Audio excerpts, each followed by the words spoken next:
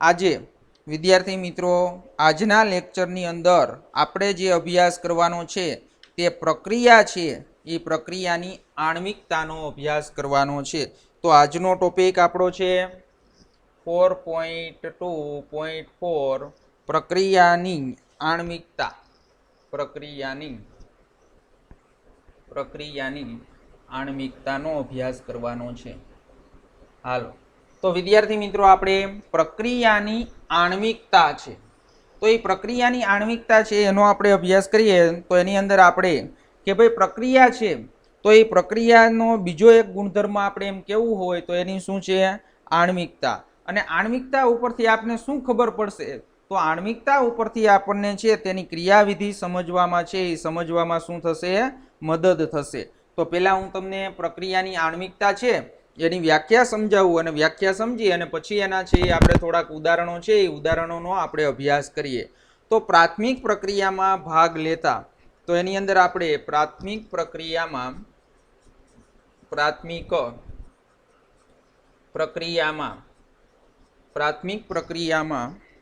ભાગ લેતા સ્પીસીઝ એટલે આપણે બધાને ખબર છે શું હોય તો એની અંદર છે સ્પીસીઝની અંદર પરમાણુ હોય, અણુ હોય અથવા આયન હોય। તો સ્પીસીઝ એટલે શું થશે પરમાણુ, અણુ અથવા આયન, પરમાણુ, અણુ અથવા આયન ની સંખ્યા જે એક સાથે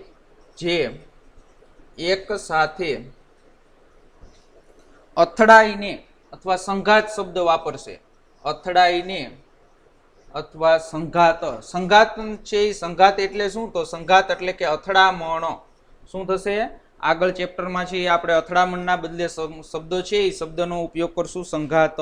તો એ સંઘાત અથડાઈને રાસાયણિક પ્રક્રિયા પૂર્ણ કરે, અથડાઈને રાસાયણિક પ્રક્રિયાને પૂર્ણ કરવામાં સંકળાયેલ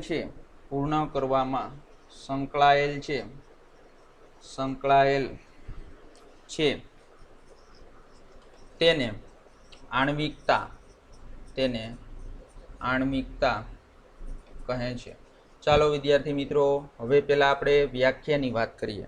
તો એકદમ સરળમાં સરળ વ્યાખ્યા છે કે ભાઈ પ્રાથમિક પ્રક્રિયામાં ભાગ લેતા તો પ્રાથમિક પ્રક્રિયા છે તો પ્રાથમિક પ્રક્રિયામાં ભાગ લેતા સ્પીસીઝ એટલે સ્પીસીઝની અંદર શું આવશે પરમાણુ, અણુ અથવા આયનની સંખ્યા જે એક સાથે છે એની સંખ્યા જે એક સાથે અથડાય એટલે સંઘાત પામીને રાસાયણિક પ્રક્રિયાને પૂર્ણ કરવામાં છે એ સંકળાયેલ છે તો તેને શું કહેવાય આણ્વિકતા કહે છે। તો આણ્વિકતા તો એકદમ સરળમાં સરળ ટોપિક છે કે ભાઈ આપણે કોઈ પણ પ્રક્રિયા લઈએ તો એ પ્રક્રિયાની અંદર છે એ શું ભાગ લેતા છે પરમાણુ, અણુ અથવા આયન જે એકબીજા સાથે અથડાય છે તો એ એકબીજા સાથે અથડાય અને રાસાયણિક પ્રક્રિયા છે એ પૂર્ણ થાય છે તો એને આપણે શું કહીએ છીએ તે પ્રક્રિયાની આણ્વિકતા કહીએ છીએ। તો એની અંદર કોઈ પણ પ્રક્રિયા હોય તો એ પ્રક્રિયાની અંદર ધારો કે એક જ અણુ છે એનું વિઘટન થતું હોય તો એની આણ્વિકતા છે એ શું થશે તો એની આણ્વિકતા છે એ 1 થશે। તો આપણે એવા ઉદાહરણની વાત કરીએ। હાલો જો ઉદાહરણ ખાસ આપણે અહીં સમજવાના છે, બધાનું ધ્યાન અહીંયા હોવું જોઈએ। આ ટોપિક છે મોસ્ટ આઈએમપી છે, પછી આપણે આ ટોપિક પૂર્ણ થશે એટલે આપણે ભણશું કે ભાઈ પ્રક્રિયાની આણ્વિકતા અને પ્રક્રિયા ક્રમ વચ્ચેનો તફાવત આપો। તો એ તફાવત આપને છે ખાસ આ ટોપિક ઉપરથી આપણે સમજવાનો છે। તો એની અંદર હું તમને એક ઉદાહરણ આપું કે ભાઈ એમોનિયમ નાઇટ્રેટ શેની વાત કરીએ આપણે એમોનિયમ નાઇટ્રેટ। તો એમોનિયમ છે એ નાઇટ્રેટ છે તો એમોનિયમ નાઇટ્રેટનું વિઘટન થાય છે। શું થાય છે એમોનિયમ નાઇટ્રેટનું વિઘટન। તો એમોનિયમ નાઇટ્રેટનું જે વિઘટન થાય છે તો કે NH4NO2 તો NH4NO2 નું વિઘટન થઈ અને ડાયનાઇટ્રોજન અને શું મળે છે તો ડાયનાઇટ્રોજન એટલે શું N2 અને પ્લસ છે પ્લસ શું મળે છે આપને તો કે પ્લસ H2O મળે છે। હવે જો કે ભાઈ વિદ્યાર્થી મિત્રો આપણે આ જે પ્રક્રિયાનું ઉદાહરણ આપ્યું તો મારે આની શું શોધવી છે, તો મારે આની આણ્વિકતા છે, તો એ આણ્વિકતા મારે શોધવી છે. હવે જો અત્યારે તમને શું કીધું, એમોનિયમ નાઇટ્રેટનો એક અણુ લીધો છે, તો એ એક અણુ છે, એક અણુ શું થશે, તો એક અણુનું વિઘટન થઈ અને શું મળશે આપને, N2 અને H2O આપને આપે છે. તો હવે આ જે પ્રક્રિયા છે, તો આ પ્રક્રિયાની અંદર ભાગ લેતી છે સ્પીસીઝ, તો ભાગ લેતી સ્પીસીઝ તમે અહીં જોઈ શકો છો કેટલી છે, એક. તો આ પ્રક્રિયા છે એ પ્રક્રિયાની આણ્વિકતા કેટલી થાય, તો આ પ્રક્રિયાને એક આણ્વીય પ્રક્રિયા કહેવાય. શું કહેવાય આ પ્રક્રિયાને, એક જ છે ને, એટલે આ જે તમારો જે સ્પીસીઝ છે અથવા પ્રક્રિયક છે એક છે, એટલે આ પ્રક્રિયાને શું કહેવાય, એક આણ્વીય પ્રક્રિયા. તો આ એક આણ્વીય પ્રક્રિયા છે, કારણ કે એની અંદર શું થશે વિદ્યાર્થી મિત્રો, કે જ્યારે પ્રક્રિયા થશે ત્યારે એમોનિયમ નાઇટ્રેટ છે એ કોની સાથે, તો કે એના ને એના અણુ સાથે શું થશે, અથડામણ થશે, સંઘાત થશે. તો સંઘાત થશે એટલે તમને ખબર પડી કે ભાઈ આ એકના એક અણુ સાથે સંઘાત થાય એટલે એને કઈ પ્રક્રિયા કહેવાય, એક આણ્વીય પ્રક્રિયા કહેવાય. તો એવી જ રીતે આપણે વાત કરવી હોય તો એવી જ રીતે તમે જોઈ શકશો કે ભાઈ એક આણ્વીય પ્રક્રિયા છે. તો હવે આપણે એની અંદર બીજું ઉદાહરણ લઈએ, દ્વિઆણ્વીય પ્રક્રિયા. શેનું ઉદાહરણ લઈએ, દ્વિઆણ્વીય પ્રક્રિયા. તો બીજું ઉદાહરણ આપણે લેવું છે દ્વિઆણ્વીય પ્રક્રિયા. તો દ્વિઆણ્વીય પ્રક્રિયામાં શું થશે, તો કે દ્વિઆણ્વીય પ્રક્રિયામાં છે એ બે છે સ્પીસીઝ ની અથડામણ થશે, સંઘાત થશે, તો એને દ્વિઆણ્વીય પ્રક્રિયા કહેવાય. તો એની અંદર આપણે ઉદાહરણ લેવું હોય તો કે ભાઈ હાઇડ્રોજન આયોડાઇડનું ઉદાહરણ લઈએ. તો હાઇડ્રોજન આયોડાઇડના 2 મોલ હાઇડ્રોજન આયોડાઇડનું વિઘટન કરવામાં આવે તો બધાને ખબર છે ડાયહાઇડ્રોજન વાયુ અને શું મળશે, I2 એટલે કે આયોડીન આપે છે. તો હાઇડ્રોજન અને આયોડીન આપે છે. તો હવે તમે અહીંયા જોઈ શકો છો કે પ્રક્રિયકના છે, પ્રક્રિયકના કેટલા અણુ વચ્ચે અથડામણ થશે, તો અહીંયા હાઇડ્રોજન આયોડાઇડના કેટલા મોલ આપ્યા છે, તો કે હાઇડ્રોજન આયોડાઇડના 2 મોલ આપેલા છે. તો એ 2 મોલ આપેલા હોવાથી આપણે અહીંયા છે એ શું થશે, તો અહીંયા હાઇડ્રોજન આયોડાઇડના 2 મોલ હોવાથી તમને અહીંયા જે પ્રક્રિયા છે એ પ્રક્રિયા શું બનશે, દ્વિઆણ્વીય પ્રક્રિયા બનશે. શું બનશે, દ્વિઆણ્વીય પ્રક્રિયા. સમજણ પડી? હાલો, એવી જ રીતે આપણે હજી એક ઉદાહરણ આપું, ત્રિઆણ્વીય પ્રક્રિયા. શેની, ત્રિઆણ્વીય પ્રક્રિયા. તો ત્રિઆણ્વીય પ્રક્રિયા છે એ પ્રક્રિયાની આપણે વાત કરીએ. હાલો, તો એની અંદર કે તમને ઉદાહરણ આપું કે ભાઈ નાઇટ્રોજન સાથે ઓક્સિજન સંયોજાય, નાઇટ્રિક ઓક્સાઇડ એટલે NO.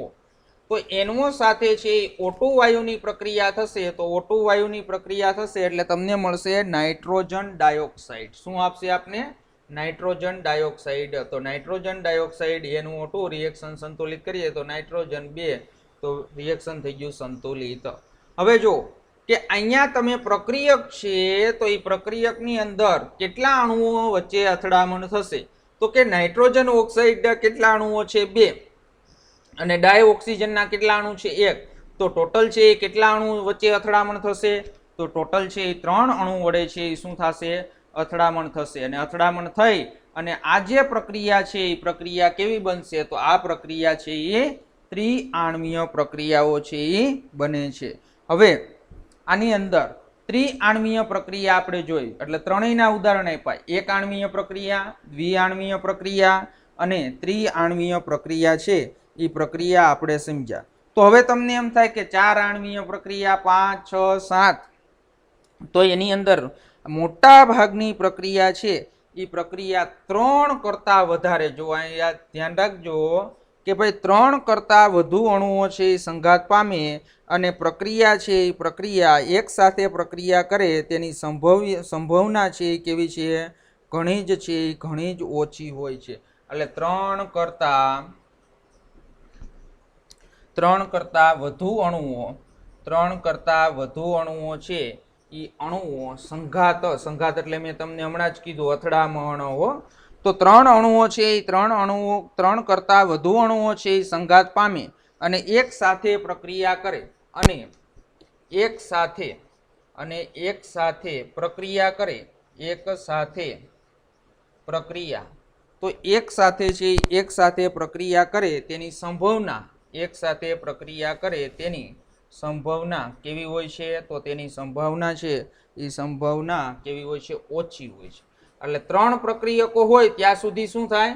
અથડામણ થાય. પણ મોટા ભાગની રાસાયણિક પ્રક્રિયાઓ છે એ જો 3 કરતાં વધારે અણુઓ છે એની સંઘાત થાય તો એ એક સાથે પ્રક્રિયા કરે તો તેની સંભાવના છે એ ઓછી હોય. તો આણ્વિકતા છે એ 3 ધરાવતી પ્રક્રિયાઓ છે એ પણ ઘણી જ ઓછી છે, અને આ પ્રક્રિયાઓ છે એ પણ કેવી છે? ઘણી જ છે, ઘણી જ ઓછી છે. તો હવે એની અંદર આપણે એક ઉદાહરણ લઈએ અને આ ઉદાહરણ ઉપરથી આપણે છે એ સમજવાનું છે. તો એની અંદર આપણે એક ઉદાહરણ લઈએ તો એ ઉદાહરણની અંદર આપણે સમજીએ એટલે તમને ખબર પડે. તો તે ઉદાહરણ આપણે એક લખીએ. રાસાયણિક પ્રક્રિયા KClO3 પ્લસ 6FeSO4. તો 6FeSO4 પ્લસ 3H2SO4. તો આ રાસાયણિક પ્રક્રિયા થઈ અને નિપજ શું આપે છે? તો નિપજ આપને આપે છે KCl plus KCl Fe2SO4 twice SO4 3. અને આના કેટલા મોલ મળે? 2 મોલ મળે. 3 મોલ મળે છે એટલે 3 મોલ અને પ્લસ શું મળે છે? 3H2O. હાલો હવે જો કે આ જે તમને પ્રક્રિયા છે એ પ્રક્રિયાનું ઉદાહરણ આપેલું છે. તો આ પ્રક્રિયાનું જે તમને ઉદાહરણ આપેલું છે તો આ પ્રક્રિયાની અંદર તમે જોઈ શકો કે તમને આની અંદર એમ પૂછે કે આણ્વિકતા કેટલી છે. તો આણ્વિકતા જો અહીંયા KClO3 છે તો KClO3 નો 1 મોલ, FeSO4 ના છે 6 મોલ અને H2SO4 ના છે 3 મોલ. એટલે ટોટલ તમારે એમ કેવું હોય કે આ પ્રક્રિયા છે એની આણ્વિકતા કેટલી થાય? તો આ પ્રક્રિયાની આણ્વિકતા છે એ આણ્વિકતા કેટલી થશે? 10. કેટલી થશે? 10. પણ આપણે હમણાં શું વાત કરી કે ભાઈ 3 કરતાં છે વધારે આણ્વિકતા ધરાવતી જે પ્રક્રિયાઓ છે એ પ્રક્રિયાઓ રસાયણ વિજ્ઞાનની અંદર ખૂબ જ ઓછી છે. તો તમે તો હમણાં તો એવું કહેતા હતા સાહેબ કે તમે તો સમજાવ્યું કે ભાઈ આ જેટલા મોલ હોય અથવા તો જેટલા અથડામણ છે એ અથડામણ અનુભવતા હોય તો એટલા છે એ શું થશે? તો કે એટલી એની આણ્વિકતા થશે. આપણે સમજાવ્યું. તો વળી પાછો અહીંયા પ્રશ્ન શું આવ્યો? તો વળી પાછો આપણે અહીંયા પ્રશ્ન છે એ પ્રશ્ન એમ આવ્યો કે ભાઈ અહીંયા 10 છે અણુઓ થયા તો અહીંયા એની 10 આણ્વિકતા કહેવાય કે ન કહેવાય? તો આની અંદર છે એ 10 આણ્વિકતા આપણે કહી શકાય નહીં.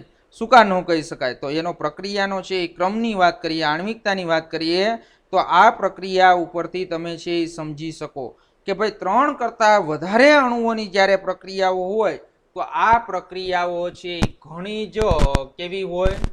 જટિલ પ્રક્રિયાઓ હોય. તો આ પ્રક્રિયા છે એ કેવી પ્રક્રિયા છે? જટિલ પ્રક્રિયાઓ હોય છે. તો આપણે ગયા લેક્ચરની અંદર વાત કરી હતી કે ભાઈ જટિલ પ્રક્રિયાઓ કોને કહેવાય? તો ગયા લેક્ચરની અંદર આપણે 2 વસ્તુ તમને સમજાવી હતી, પ્રાથમિક પ્રક્રિયા અને જટિલ પ્રક્રિયા. તો નો યાદ હોય તો ફરીથી સમજાવી દઉં કે ભાઈ પ્રાથમિક પ્રક્રિયા કોને કહેવાય? તો એ ગયા વખતે મેં ગયા લેક્ચરની અંદર બંને છે એ બંનેની વ્યાખ્યા આપી હતી, પ્રાથમિક પ્રક્રિયા અને જટિલ પ્રક્રિયા. તો પ્રાથમિક પ્રક્રિયા છે એ બધાને ખબર છે કે પ્રાથમિક પ્રક્રિયા છે એ કેટલા તબક્કામાં? એક જ તબક્કામાં થતી હોય. કેટલા તબક્કામાં થતી હોય? એક જ તબક્કામાં છે એ તબક્કામાં થતી હોય. અને જ્યારે તમને બધાને ખબર છે કે ભાઈ જટિલ પ્રક્રિયાઓ છે તો જટિલ પ્રક્રિયા છે એ શું થતું હોય? એક કરતા વધારે તબક્કામાં થતી હોય. તો એક કરતા વધારે તબક્કામાં થતી હોય તો એ પ્રક્રિયાને કઈ પ્રક્રિયા કહેવાય? જટિલ પ્રક્રિયા કહેવાય. તો આ વિદ્યાર્થી મિત્રો છે એ કેવી પ્રક્રિયા છે કે ભાઈ જેની આણ્વિકતા 3 કરતા શું હોય? તો જેની આણ્વિકતા 3 કરતા છે એ વધારે હોય તો તે પ્રક્રિયા છે તો તે પ્રક્રિયાને કઈ પ્રક્રિયા કહેવાય? જટિલ પ્રક્રિયા કહેવાય છે. તો એ જટિલ પ્રક્રિયાઓ છે તો એ જટિલ પ્રક્રિયાઓની આપણે વાત કરીએ તો એની અંદર છે એ શું થશે? તો જટિલ પ્રક્રિયા એક કરતા વધારે તબક્કામાં છે એ વધારે તબક્કામાં થતી હોય છે. અને આ પ્રક્રિયા ઉપરથી સ્પષ્ટ રીતે તમે કહી શકો કે પ્રક્રિયાનો ક્રમ છે એ શું હશે? તો પ્રક્રિયાનો ક્રમ છે એ તમે આ પ્રક્રિયા ઉપરથી કહી શકો કે ભાઈ પ્રક્રિયાનો છે એ પ્રક્રિયાનો ક્રમ કેટલો છે? તો પ્રક્રિયાનો ક્રમ છે એ તમે કહી શકો 10. તો એવું શા માટે? તો ખરેખર છે એ આ પ્રક્રિયા છે એ કયા ક્રમની પ્રક્રિયા છે? તો આ ખરેખર જે પ્રક્રિયા છે એ દ્વિતીય ક્રમની પ્રક્રિયા છે. તમે આણ્વિકતા રિએક્શન ઉપરથી જોશો તો તમને એમ થશે કે પ્રક્રિયાનો ક્રમ 10 છે, પરંતુ આ જે પ્રક્રિયા છે એ કયા ક્રમની છે? દ્વિતીય ક્રમની પ્રક્રિયા છે. અને આ જે પ્રક્રિયા છે એ કેટલા તબક્કામાં થાય છે અને કયો તબક્કો છે એ એકંદરે પ્રક્રિયાના વેગને નિયંત્રણ કરે છે. તો આ પ્રશ્નનો ઉત્તર આપણે ત્યારે જ આપી શકીએ જો આપણે છે એ પ્રક્રિયા છે એ પ્રક્રિયાની ક્રિયાવિધિનો છે એ અભ્યાસ કરીએ તો જ છે એ તમને ખબર પડે. હવે આપણે વાત કરવી છે તો એની અંદર આગળ 11મા ધોરણની અંદર અથવા તો 12મા ધોરણની અંદર છે એ આપણે ઘણી વખત તમને છે એ શબ્દ આવ્યો હોય ત્યારે આપણે એવું કીધું હોય કે ભાઈ આ જે છે એ આપણે તમને છે આગળના છે ચેપ્ટરની અંદર અથવા તો આપણે આ રાસાયણિક ગતિકીય ચેપ્ટરની અંદર તમને સમજાવીશ. તો ઘણી વખત આપણી સામે એવો શબ્દ આવી ગયો છે કે ભાઈ પ્રક્રિયાનો ક્રમ શું છે? પ્રક્રિયાનો ક્રમ. જો પેલા તો જટિલ પ્રક્રિયા એટલે શું થશે? તો કે ભાઈ જટિલ પ્રક્રિયા એટલે કે એક કરતા વધારે તબક્કામાં થતી હોય. શું થતું હોય? એક કરતા વધારે તબક્કામાં થતી હોય. તો પ્રક્રિયા છે તો એ પ્રક્રિયાનો ક્રમ છે એ પ્રક્રિયાનો ક્રમ કોના ઉપર આધાર રાખશે? તો પ્રક્રિયાનો ક્રમ છે એ હંમેશા ધીમી પ્રક્રિયાનો જે તબક્કો હોય, પ્રક્રિયા એક કરતા વધારે તબક્કામાં થતી હોય તો જે તબક્કો છે એ તબક્કો કેવો હોય? તો જે તબક્કો છે એ ધીમો હોય તેના પર શું કરશે? તો તેના પર આધાર રાખે છે. કોણ તેના પર આધાર રાખશે? તો તેના પર પ્રક્રિયાનો ક્રમ આધાર રાખશે. આમ તમને નહીં સમજાય, હું તમને એક છે ને ઉદાહરણ સમજાવું એટલે તમને તરત જ આ વાક્ય ખબર પડી જશે કે ભાઈ પ્રક્રિયાનો ક્રમ છે એ કોણ આધાર રાખે? તો કે જે તબક્કો છે એ કેવો હોય? ધીમો હોય તેના પર આધાર રાખે. તો એ અત્યારે ભૂલી જાવ, હાલો હું તમને એક ઉદાહરણ છે એ ઉદાહરણ તમને સમજાવું. તો ઉદાહરણ છે એ આપણે સમજીએ તો ધારો કે અહીંયા છે એ દિલ્હી છે. શું છે? અહીંયા દિલ્હી. હવે અહીંથી છે એ શું કરે કે અહીંયા કોઈ પોસ્ટ ઓફિસ છે. તો દિલ્હીની જે પોસ્ટ ઓફિસ છે, ખાસ ઉદાહરણ સમજો. તો દિલ્હીની જે પોસ્ટ ઓફિસ છે ત્યાં શું કરે છે? તો એક વ્યક્તિ છે, તો એ વ્યક્તિ પોસ્ટકાર્ડ છે એ પોસ્ટકાર્ડ આપવા માટે પોસ્ટ ઓફિસે આવે છે. એને મોકલવું છે ક્યાં? તો એને અહીંયા મોકલવું છે ક્યાં? તો એને મોકલવું છે અહીંયા અમદાવાદ. ક્યાં મોકલવું છે આપણે? અહીંયા અમદાવાદ. અમદાવાદમાં છે એ ક્યાં? તો અમદાવાદની અંદર છે એક વિસ્તારની અંદર છે એ વિસ્તારની અંદર મોકલવાનું છે. એટલે અહીંયા પોસ્ટ ઓફિસે છે એ પોસ્ટ કરે છે પોસ્ટકાર્ડ. એટલે તમને બધાને ખબર છે ટ્રેન અથવા તો પ્લેન દ્વારા છે એ ક્યાં પહોંચે છે પોસ્ટકાર્ડ? તો કે અમદાવાદ પહોંચ્યું. ક્યાં પહોંચ્યું? અમદાવાદ. હવે અમદાવાદ છે એ તમને ખબર છે કે ભાઈ અમદાવાદનો વિસ્તાર છે એ બહુ મોટો છે. તો એ વિસ્તાર મોટો છે તો હવે ત્યાં ધારો કે જે વ્યક્તિની ઘરે જે પોસ્ટમેન આપવા જાય અહીંયા એનું ઘર છે. શું છે? અહીંયા એનું ઘર છે. તો અહીંયા છે એ શું કરશે? તો પોસ્ટમેન છે એ પોસ્ટમેન અહીંયા છે શું કરે છે? તો પોસ્ટમેન છે એ અહીંયા શું કરે છે? તો અહીંયા છે એ શું કરે છે? પોસ્ટકાર્ડ છે એ આપે છે. હવે આની અંદર વાત કરીએ તો આ જે પોસ્ટકાર્ડ અહીંયા પહોંચ્યું જે વ્યક્તિ સુધી, એની અંદર બે તબક્કા આવ્યા કે ભાઈ તબક્કો પહેલો આવ્યો. શું આવ્યું? તબક્કો પહેલો. અને આ જે છે એ શું છે? તો આ તબક્કો છે એ તબક્કો બીજો. હવે જો ધારો કે આ ટ્રેન મારફતે છે, બધાને ખબર પડે કે ભાઈ આ ટ્રેન મારફતે છે, ટ્રેન મારફતે ધારો અત્યારે હું કહું છું ટ્રેન મારફતે, તો ટ્રેન મારફતે દિલ્હીથી છે એ અમદાવાદ પોસ્ટકાર્ડ આવે છે. આ પહેલો તબક્કો થયો. પછી અમદાવાદ પોસ્ટ ઓફિસમાંથી એના નજીકમાં જ્યાં ઘર છે ત્યાં શું કરે છે? તો કે ત્યાં છે એ પોસ્ટમેન છે એ પોસ્ટમેન પોસ્ટકાર્ડ આપવા જાય છે. તો બધાને ખબર પડી ગઈ કે આમાં તબક્કો છે એ ધીમો તબક્કો કયો છે અને ઝડપી તબક્કો કયો છે. તો બધાને ખબર પડે કે આ પોસ્ટમેન છે એ અહીંથી નજીકમાં ઘર હોય તો એ શું થાય? તો એ ઝડપથી આપી દે. એટલે આ તબક્કો બીજો છે એ કેવો છે? ઝડપી. પણ દિલ્હીથી છે એ દિલ્હીથી ટપાલ તમારું પોસ્ટકાર્ડ અમદાવાદ ક્યારે પહોંચે છે? તો એ તબક્કો છે એ તબક્કો કેવો છે? ધીમો છે. તો હવે જે વ્યક્તિએ પોસ્ટકાર્ડ લખ્યું છે અને જેને છે એ શું કરવાનું છે? આપવાનું છે. તો એની વચ્ચે બે તબક્કાઓ છે એ બે તબક્કાઓ આવ્યા. તો હવે જે ઝડપ છે તમારી, જે પોસ્ટકાર્ડ મળવાની જે વાત છે, તો એ જે પોસ્ટકાર્ડ મળે તો એ કોના ઉપર આધાર રાખે? તો કે ભાઈ જો અમદાવાદ પોસ્ટ ઓફિસે મળે તો એ તો તરત જ છે ઝડપથી શું કરશે? તો કે ભાઈ ઝડપથી એના ઘરે પહોંચાડી દેશે. પણ હવે આ જે તબક્કો તમે એમ કીધો કે આ તબક્કો પહેલો છે, તો એ પહેલા તબક્કામાં કેટલો સમય લાગશે? તો એના ઉપર આધાર રાખશે. પોસ્ટકાર્ડ કેટલું વહેલું મળે કે મોડું મળે એ કોના ઉપર આધાર રાખશે? તો એ કોના ઉપર આધાર રાખશે? કે ભાઈ દિલ્હીથી અમદાવાદ છે એ પોસ્ટકાર્ડ આવે એના ઉપર આધાર રાખશે. સમજણ પડી? તો તબક્કો પેલો છે એ કેવો છે? ધીમો તબક્કો છે. તો જે પોસ્ટકાર્ડ મળવાની જે આખી પ્રક્રિયા છે એ પ્રક્રિયા છે એનો વેગ જે છે એ પ્રક્રિયાનો વેગ, તો એ પ્રક્રિયાનો વેગ કોના ઉપર આધાર રાખે? તો પ્રક્રિયાનો વેગ છે એ ધીમા તબક્કા ઉપર આધાર રાખશે. કોના ઉપર આધાર રાખશે?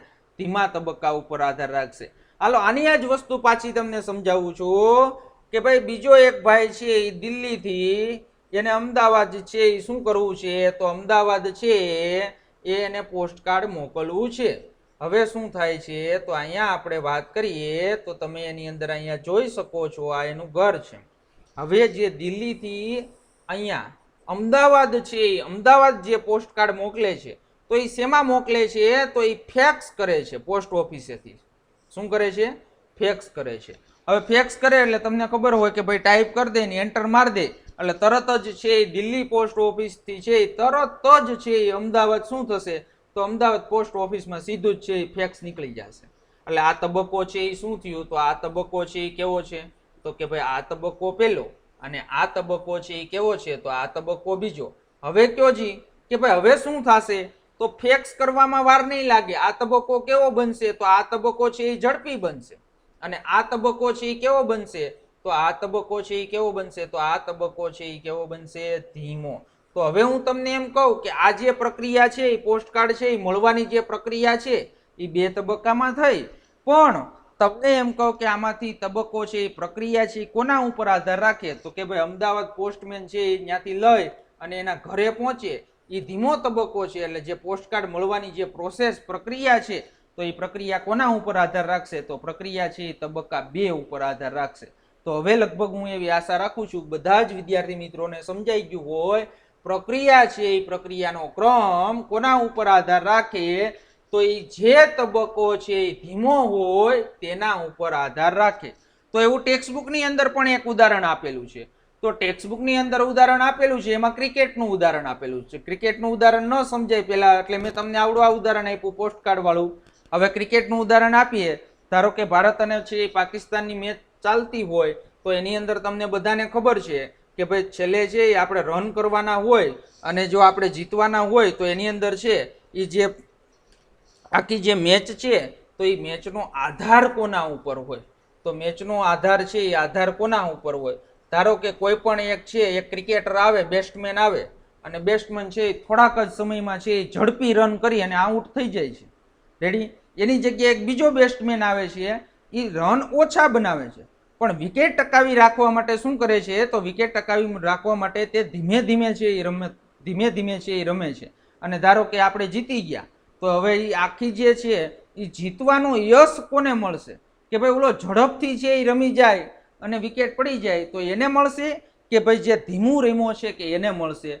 તો બધા જ વિદ્યાર્થી મિત્રોનો આન્સર એવો હશે કે સાહેબ ઝડપી રમે ને એને મળે, નહીં એને ન મળે. હો કોને મળશે? તો કોને મળશે? જે ધીમું રમ્યું છે ને એને મળશે. લાંબી વિકેટ કોને ટકાવી રાખી?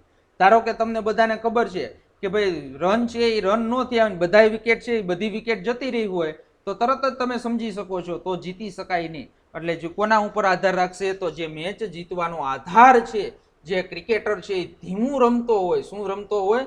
ધીમું રમતો હોય એના ઉપર આધાર હોય. જો બધા ક્રિકેટરો છે બેટ્સમેન હોય તો બધા જ બેટ્સમેન ઝડપથી રમીને થોડા થોડા રન કરીને આઉટ થઈ જાય તો એમ મેચ જીતી શકાય નહીં. પાછળ છે ઓવરો વધે અને ટાર્ગેટ પૂરો થાય નહીં. એટલે એ પણ ઉદાહરણ આપને આપ્યું છે ટેક્સ્ટબુકની અંદર, જોઈ લઈએ હાલો. તો એની અંદર આપણે ઉદાહરણ તરીકે એક રીતે હરીફાઈની છે રમતા ટીમની જીત છે એ જીતની તક છે એ ટીમના સૌથી ધીમી ગતિવાળી વ્યક્તિ પર આધાર રાખશે. એ જ પ્રમાણે છે એકંદરે પ્રક્રિયાનો વેગ છે તો એ પ્રક્રિયાનો વેગ પણ કોના ઉપર આધાર રાખે? સૌથી ધીમા તબક્કાથી નિયંત્રિત થશે. અને જેને તબક્કો કયો કહેવાય? તો જેને વેગ નિર્ણાયક તબક્કો કહેવાય. તો એની અંદર વિદ્યાર્થી મિત્રો ખાસ આ સમજવાનું છે. આગળ ઘણી વખત સંતુલન ચેપ્ટરમાં આ શબ્દ આવી ગયા છે કે ભાઈ પ્રક્રિયાનો વેગ કોના ઉપર આધાર રાખે? તો પ્રક્રિયાનો વેગ છે એ કોના ઉપર આધાર રાખે? ધીમા તબક્કા ઉપર આધાર રાખે. અને જે ધીમો તબક્કો છે તો તે તબક્કાને શું કહેવાય? તો તે તબક્કાને છે એ વેગ નિયંત્રણ તબક્કો કહેવાય. શું કહેવાય? વેગ નિયંત્રણ તબક્કા તરીકે ઓળખાય છે. તો જે તબક્કો છે એ શું છે? વેગ નિર્ણાયક તબક્કો છે. સમજણ પડી? હાલો, હવે આ જે આપણે વેગ નિર્ણાયક તબક્કો છે એ સમજ્યા, તો એનું આપણે શું કરવું છે? તો એનું આપણે ઉદાહરણ લેવું છે. શું લેવું છે? ઉદાહરણ. તો ઉદાહરણની આપણે વાત કરીએ વિદ્યાર્થી મિત્રો, તો એની અંદર એક હું હાઇડ્રોજન પેરોક્સાઇડની વાત કરું છું. શું કરું છું? Hydrogen peroxide H2O2. Hydrogen peroxide છે એ I માઇનસ એટલે કે iodide ion I minus alkaline માધ્યમની હાજરીમાં પ્રક્રિયા થાય છે. કયા માધ્યમની અંદર? આલ્કલાઇન માધ્યમ છે. તો આલ્કલાઇન માધ્યમની હાજરીમાં છે, એ હાજરીમાં શું થાય છે? પ્રક્રિયા છે, એ પ્રક્રિયા થાય છે. તો શું મળે છે તમને? તો 2 મોલ છે એ શું મળે છે? H2O અને પ્લસ છે એ શું મળે છે આપને? O2 મળે છે. શું મળે છે? O2. હવે જો કે ભાઈ આ જે તબક્કો છે, તો આ પ્રક્રિયા આપણે લખી, તો આ પ્રક્રિયાની અંદર તમને એમ કહેવામાં આવે આણ્વિકતા કેટલી છે? તો અહીં તરત જ તમે છે એ શું કહી શકો કે આની આણ્વિકતા છે એ કેટલી છે? 2 છે. પણ વિદ્યાર્થી મિત્રો, જે મેં અત્યારે તમને જે આ ઉદાહરણ આપ્યું, તો એ ઉદાહરણ છે એ આણ્વિકતા એની કેટલી છે? તો એ આણ્વિકતા છે એ કેટલી છે? 2 છે. હવે આણ્વિકતા એની 2 છે, તમે એમ કહો કે આ પ્રક્રિયાનો ક્રમ કયો છે? તો પ્રક્રિયાનો ક્રમ છે એ દ્વિતીય ક્રમ છે. પણ અહીંયા ખોટું છે. શું કા ખોટું છે એ પણ આપણે સમજીએ કે ભાઈ અહીંયા આપણે આ પ્રક્રિયા એમ કહીએ દ્વિતીય ક્રમની પ્રક્રિયા છે, પણ દ્વિતીય ક્રમની પ્રક્રિયા નથી. શા માટે નથી એ સમજવું છે. તો આ પ્રક્રિયા છે એ પ્રક્રિયા માટે પહેલા આપણે વેગ સમીકરણ લખતા તો આવડે છે. તો પ્રક્રિયા માટે વેગ સમીકરણ આપણે લખીએ, તો પ્રક્રિયા વેગ સમીકરણ.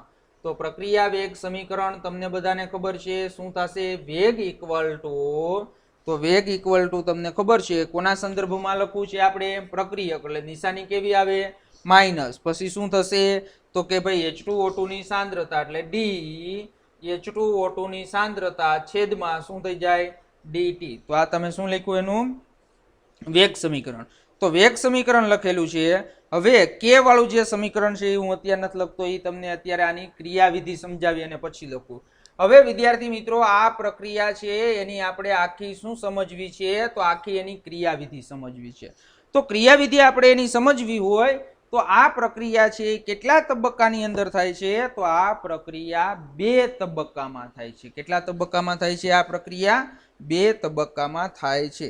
તો એની અંદર 2 તબક્કામાં થાય છે. તો આપણે એની અંદર કઈ રીતે 2 તબક્કામાં? તો પહેલો તબક્કો હું લખું છું કે હાઇડ્રોજન પેરોક્સાઇડનો એટલે H2O2 નો એક અણુ કોની હાજરીમાં પ્રક્રિયા કરે છે? તો I માઇનસ આયોડાઇડ આયનની હાજરીમાં પ્રક્રિયા કરે છે. એટલે શું થશે? I માઇનસ છે હવે એની સાથે પ્રક્રિયા કરી અને શું થશે? તો એની સાથે પ્રક્રિયા કરી અને આપને મળશે H2O અને પ્લસ શું મળશે? IO minus. શું મળશે આપને? IO minus. હવે આ જે IO માઇનસ છે એ પાછો કોની સાથે પ્રક્રિયા કરશે? તો કે હજી એક હાઇડ્રોજન પેરોક્સાઇડ નો અણુ વધ્યો, તો એ બીજા હાઇડ્રોજન પેરોક્સાઇડ ના અણુ સાથે IO માઇનસ પ્રક્રિયા કરી અને શું આપશે? તો IO માઇનસ પ્રક્રિયા કરી અને પાછો એક શું આપશે? H2O નો અણુ આપશે, I માઇનસ નો અણુ આપશે અને પ્લસ છે શું આપશે? તો પ્લસ ડાયઓક્સિજન આપશે. હવે જો પ્રક્રિયા કેટલા તબક્કામાં થઈ? 2 તબક્કાની અંદર. પ્રથમ તબક્કો અને દ્વિતીયક તબક્કો. હવે એની અંદર તમે જોઈ શકો છો કે આ H2O2 છે. શું છે? H2O2 છે. તો એ H2O2 છે અને અહીંયા I માઇનસ છે એ શું છે? તો I માઇનસ તમે અહીં એમ કહી શકો કે ઉદ્દીપક તરીકે વર્તે છે. એના માધ્યમ અથવા એની હાજરીમાં પ્રક્રિયા થાય છે. જો પ્રક્રિયાના અંતે પાછો I માઇનસ આપને મળી ગયો, તો એ અહીંયા કોના તરીકે વર્તે છે? ઉદ્દીપક તરીકે વર્તે છે. ખાસ વિદ્યાર્થી મિત્રો, ટેક્સ્ટ બુકમાં અહીંયા પાછળ લખી નાખજો, પહેલો તબક્કો છે એ ધીમો તબક્કો છે અને બીજો તબક્કો છે એ કયો તબક્કો છે? તો બીજો તબક્કો છે એ ઝડપી તબક્કો છે. તો હવે તમારે છે ધીમો તબક્કો અને ઝડપી તબક્કો છે, તો હવે તમને બધાને ખબર હોવી જોઈએ કે ભાઈ પ્રક્રિયાનો વેગ નિર્ણાયક તબક્કો કયો છે? તો વેગ નિર્ણાયક તબક્કો, તો વેગ નિર્ણાયક તબક્કો કયો છે? તો વેગ નિર્ણાયક તબક્કો જે ધીમો હોય તે. તો ધીમો તબક્કો કયો છે? તો ધીમો તબક્કો પહેલો છે, તો તબક્કો 1. પ્રક્રિયા 1 છે એ ધીમી તબક્કો, ધીમો છે એટલે એને આપણે વેગ નિર્ણાયક તબક્કો કીધો. હવે જો વેગ નિર્ણાયક જે તબક્કો હોય તો એ વેગ નિર્ણાયક તબક્કાની અંદર આપણે વાત કરીએ તો વેગ નિર્ણાયક તબક્કાની અંદર કેટલા અણુઓની અથડામણ થશે? તો તરત જ તમે એમ કહો કે સાહેબ અહીંયા 2 ની અથડામણ થશે. એક ભાઈ H2O2 ની અથડામણ થાય, એક I- ની, પણ I- ગણાશે નહીં. શા માટે? કારણ કે એ તો અહીંયા ઉદ્દીપક છે. તો હવે તમે જોઈ શકો છો કે અહીંયા કેટલા H2O2 ના અણુ છે? તો કે ભાઈ H2O2 ના અણુ છે એક છે, તો એ અથડામણ થશે. તો આ જે H2O2 છે તો એને શું કહેવાય? તો H2O2 છે એ એક અણુ છે, એટલે આ જે છે એને શું કહેવાય? પ્રથમ ક્રમની પ્રક્રિયા કહેવાય છે. કયા ક્રમની પ્રક્રિયા કહેવાય? પ્રથમ ક્રમની. કારણ કે પહેલા તબક્કાની અંદર H2 કોના સંદર્ભમાં તમે ગણશો? તો સંદર્ભ છે એ કોની સાંદ્રતા ઉપર આધાર રાખે? H2O2 ની સાંદ્રતા. અને બીજી કોની સાંદ્રતા? I- ની. તો I- ની સાંદ્રતા ઉપર આધાર રાખે છે, પણ I- છે એ શું છે? તો કે ભાઈ I- છે એ તો મધ્યવર્તી સંયોજન જે IO- બનાવવામાં છે એ વપરાશે, એટલે તમને આ છે એ ગણાશે નહીં. તો હવે કોના છે એ સંદર્ભમાં? હાઇડ્રોજન પેરોક્સાઇડના સંદર્ભમાં તમે પ્રક્રિયાનો ક્રમ નક્કી કરો તો કયા ક્રમની પ્રક્રિયા થશે? આ પ્રથમ ક્રમની પ્રક્રિયા થશે. સમજણ પડી? હાલો જો એની અંદર 4 લીટી નીચે આપેલી છે, તો એ 4 લીટી આપણે નીચે સમજી લઈએ એટલે તમને ખબર પડે કે બંને તબક્કા દ્વિઆણવીય પ્રાથમિક પ્રક્રિયાઓ છે. IO- સ્પીસીઝને મધ્યવર્તી રહે છે કારણ કે તે પ્રક્રિયા દરમિયાન બને છે, પરંતુ એકંદરે પ્રક્રિયા છે એ પ્રક્રિયાના સમતોલિત સમીકરણમાં તે જોવા મળતી નથી. અને પ્રથમ તબક્કો ધીમો હોવાના કારણે એને વેગ નિર્ણાયક તબક્કો કહેવાય છે. આમ મધ્યવર્તી રચનાનો વેગ આ પ્રક્રિયાનો શું કરે છે? વેગ નિર્ધારિત કરે છે. શું કરે છે? વેગ નિર્ધારિત.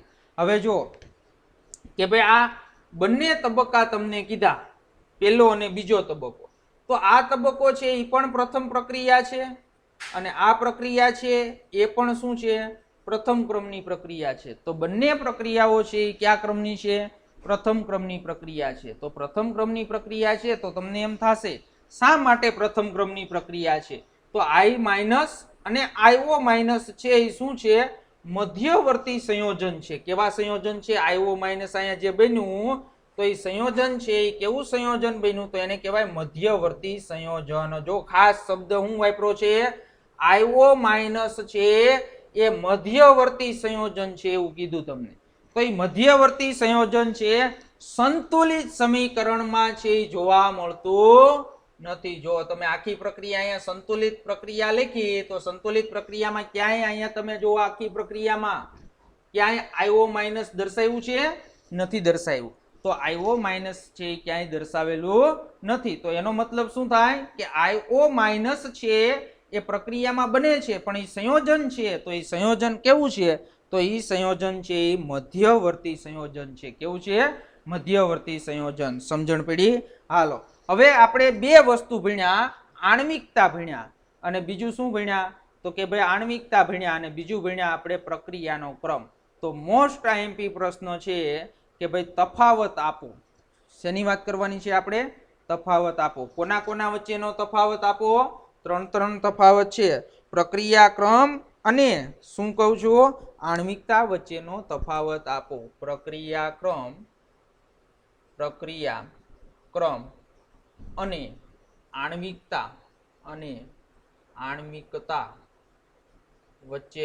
આણ્વિકતા વચ્ચેનો તફાવત આપો. હાલો તો વિદ્યાર્થી મિત્રો, પ્રક્રિયાનો ક્રમ અને આણ્વિકતા બે આપણે મુદ્દાઓ છે એ મુદ્દાઓ સમજી ગયા. હવે એના બંને વચ્ચેનો શું કરવો છે? તો પ્રક્રિયા ક્રમ અને આણ્વિકતા છે એના વચ્ચેનો છે વચ્ચેનો તફાવત આપવો છે. તો અત્યારે આપણે અહીંયા લખીએ પ્રક્રિયા ક્રમ. શું લખીએ?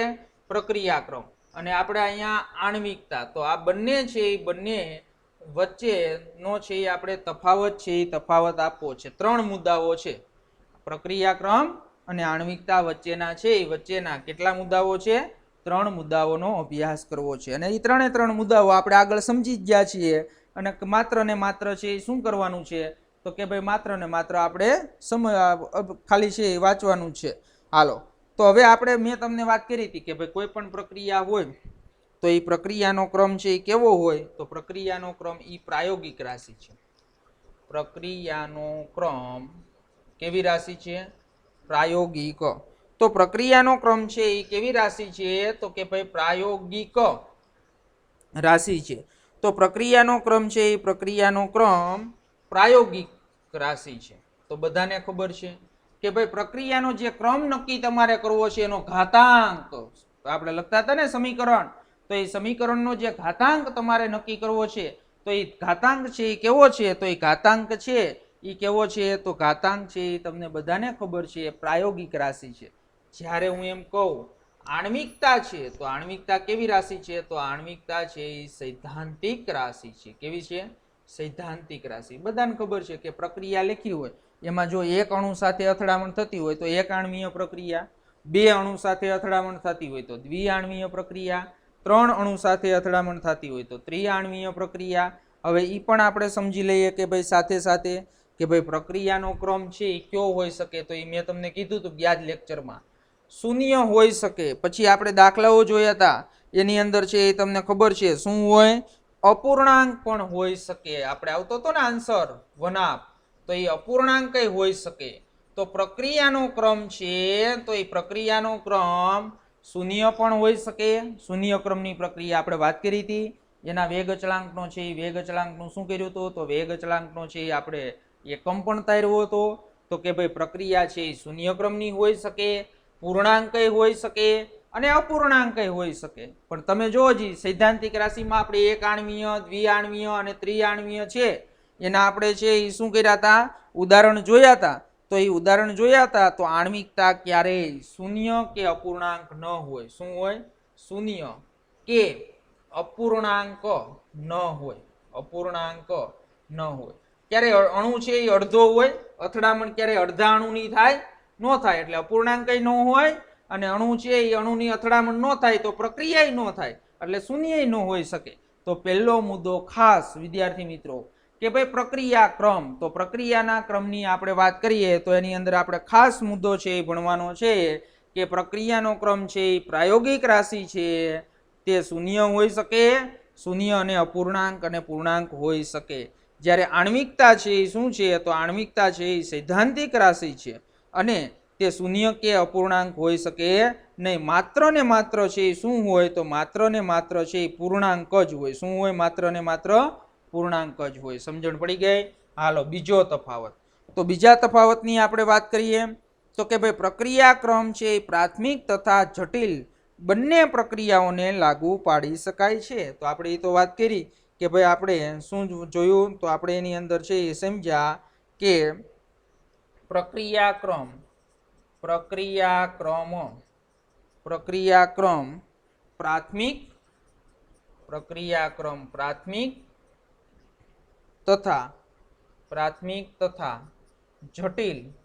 પ્રાથમિક તથા જટિલ પ્રક્રિયાઓને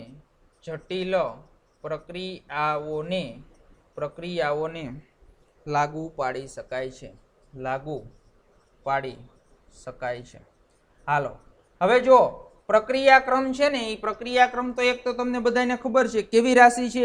પ્રાયોગિક રાશિ છે. તો એ પ્રાયોગિક રાશિ છે તો એના ઉપરથી તમે છે એ કહી શકો કે ભાઈ પ્રક્રિયાક્રમ છે એ પ્રાથમિક પ્રક્રિયા હોય તોય ભલે અને જટિલ પ્રક્રિયા હોય તોય ભલે, બંનેને છે એ શું કરી શકાય? તો કે ભાઈ બંનેને છે એ લાગુ પાડી શકાય છે. પણ એવું તમે આણ્વિકતાની અંદર છે એ આણ્વિકતાની અંદર કરી શકશો નહીં. તો આણ્વિકતાની અંદર શું થશે? તો આણ્વિકતાની અંદર છે એ આણ્વિકતાની અંદર તમે જોઈ શકશો કે ભાઈ આણ્વિકતા છે એ માત્ર કોને લાગુ પાડી શકાશે? પ્રાથમિક પ્રક્રિયાને જ લાગુ પાડી શકાશે. તો આણ્વિકતા અહીંયા લખીએ આપણે, આણ્વિકતા માત્ર પ્રાથમિક પ્રક્રિયાને જ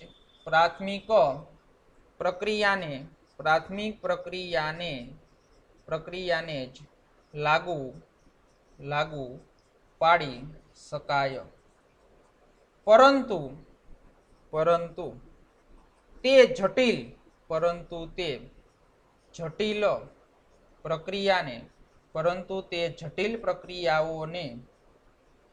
પ્રક્રિયાઓ માટે તેનો અર્થ હોતો નથી. હાલો ઈ પણ આપણે હમણાં સમજ્યા વિદ્યાર્થી મિત્રો. જો કે ભાઈ આણ્વિકતા છે એ પ્રાથમિક પ્રક્રિયાને જ લાગુ પાડી શકાય. પ્રાથમિક પ્રક્રિયા એટલે તમને બધાને ખબર છે શું થાય કે ભાઈ પ્રાથમિક પ્રક્રિયા એટલે એક જ તબક્કામાં થતી હોય. શું થતું હોય? એક જ તબક્કામાં થતી હોય. એટલે એક જ તબક્કામાં થતી હોય તો જેટલા છે અણુઓની અથડામણ થાય અને એની શું કહેવાય? પ્રક્રિયાની આણ્વિકતા કહેવાય. શું કહેવાય? એની આણ્વિકતા કહેવાય. પણ જટિલ પ્રક્રિયા હોય તો જટિલ પ્રક્રિયા એટલે તમને હમણાં જ કીધું કે ભાઈ જટિલ પ્રક્રિયા હોય તો એ જટિલ પ્રક્રિયા હશે તો એ શું થતું હશે?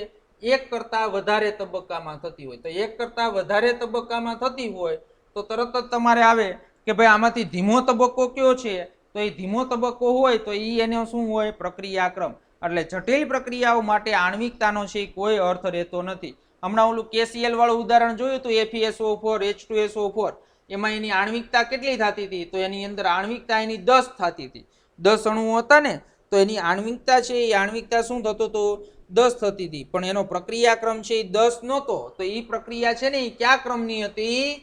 તો તે પ્રક્રિયા દ્વિતીય ક્રમની હતી. હમણાં જે આગળનું ઉદાહરણ જોયું ને આપણે, તો આગળના ઉદાહરણની અંદર વાત કરીએ તો જો આ ઉદાહરણ આપણે લીધું હતું તો એ ઉદાહરણની અંદર તમે જોઈ શકો છો કે આ ઉદાહરણ છે એ ઉદાહરણની અંદર શું થશે? તો આ ઉદાહરણની અંદર છે એની આણ્વિકતા 10 થશે.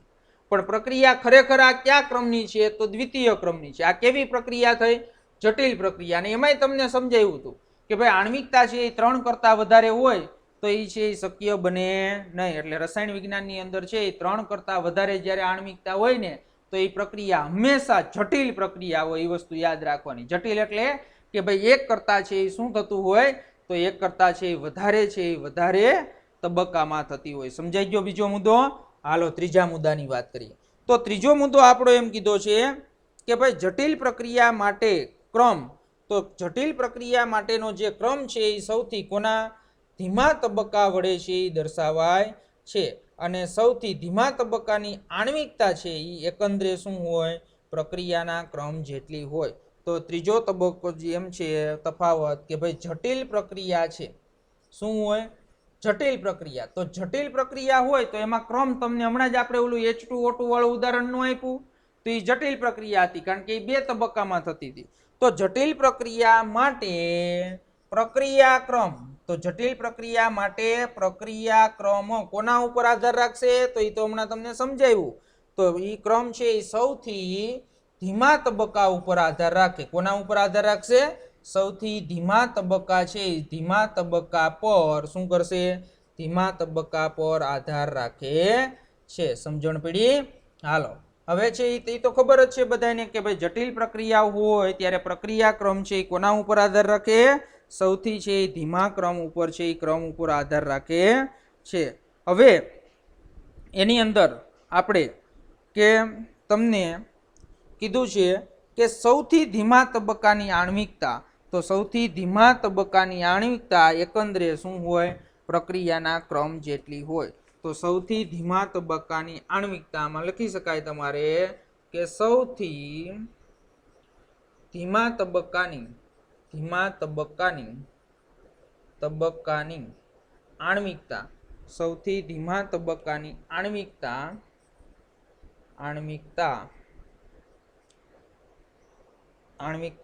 એકંદરે પ્રક્રિયાના ક્રમ જેટલી હોય છે. પ્રક્રિયાના ક્રમ જેટલી હોય છે.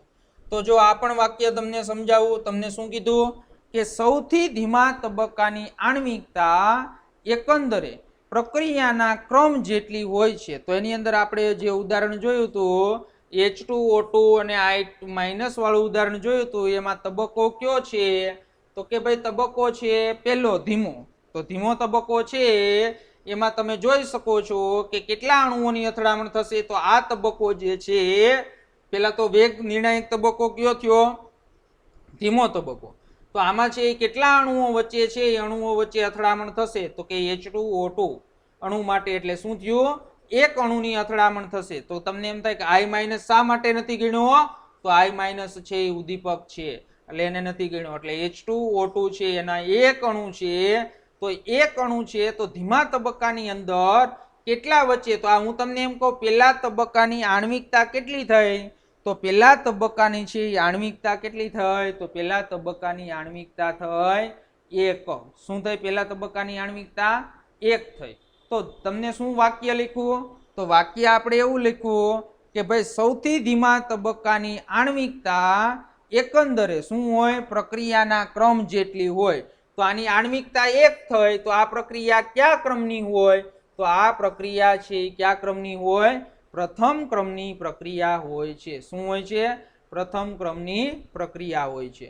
તો આ જે પ્રક્રિયા છે એ પ્રથમ ક્રમની પ્રક્રિયા થઈ. સમજાણું? હાલો, તો આ 3 છે એ શું છે, તો 3 છે એ તમારે જે તફાવત આપ્યા તો એ તફાવત છે એ 3 તમને આવડવા જોઈએ. હાલો, તો એ 3 તફાવત છે એ તફાવત શું કરજો, તો 3 તફાવત છે એ તફાવત તમારે કમ્પ્લીટ તૈયાર હોવા જોઈએ. હાલો, હવે આપણે એની અંદર 5 મિનિટ છે એટલે જોઈ લઈએ. દાખલાઓ તમને 2 આપેલા છે, તો એ 2 દાખલાઓની વાત કરીએ. તો એની અંદર તમને એમ કીધું છે લખાણ સંબંધિત પ્રશ્ન, તો ખાલી હિન્ટ આપી દઉં તમને અહીંયા.